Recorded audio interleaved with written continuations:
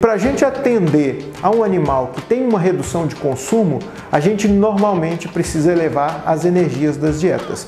A gente faz isso através de elevação dos níveis de gordura das dietas.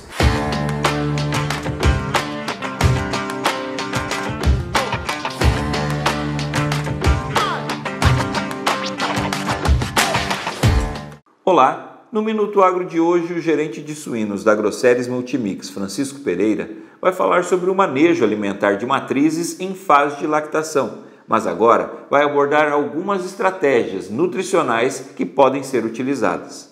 Olá pessoal, estou aqui hoje para retomar o assunto anterior, que é o desafio de alimentar fêmeas lactantes, para a gente voltar no assunto e trazer outros elementos para a gente discutir.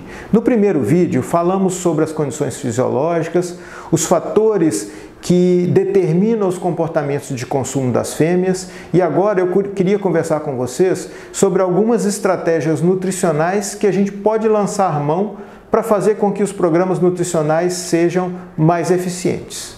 Primeira coisa que a gente precisa pensar é que os suínos são adaptados a climas mais amenos, abaixo de 25 graus.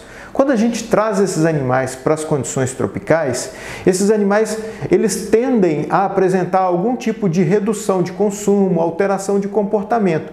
Portanto, as condições de adaptação ambiental são muito importantes. Mas aqui nós vamos estar falando dos fatores nutricionais.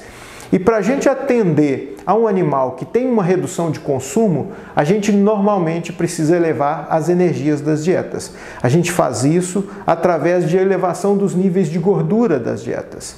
Mas as gorduras, por si só, elas são alimentos extremamente úteis na hora de elevar a energia, mas em contrapartida, em altos níveis, elas também deprimem o consumo das fêmeas, por fatores hormonais, que eu não vou entrar aqui em discussão nesse momento, mas a gordura ela regula também o consumo para baixo. Portanto, a gente tem um valor muito específico, ou um range muito específico para trabalhar.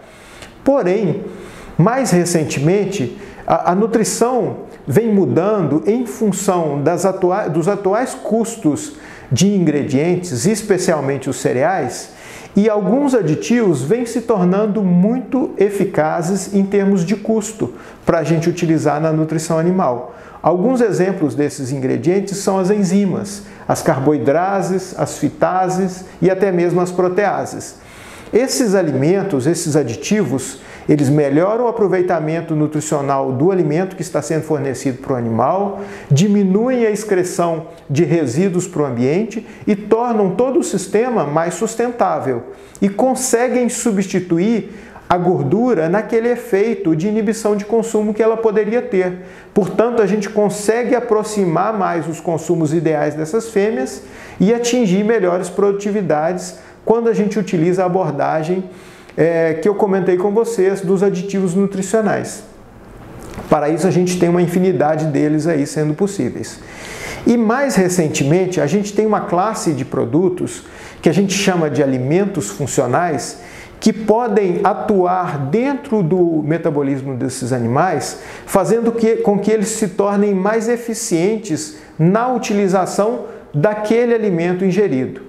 Quais são esses alimentos e como esses alimentos poderiam trabalhar?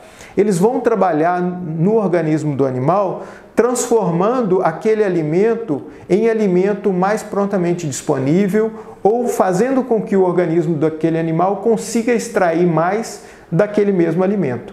A gente chama isso de aumento de eficiência de utilização.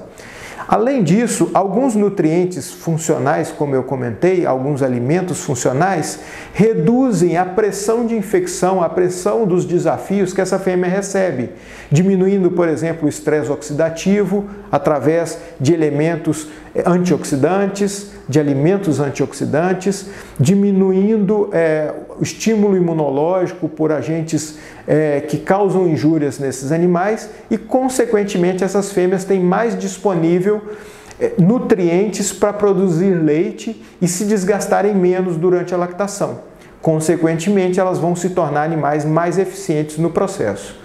Então, a gente vai chamar esses alimentos de alimentos funcionais.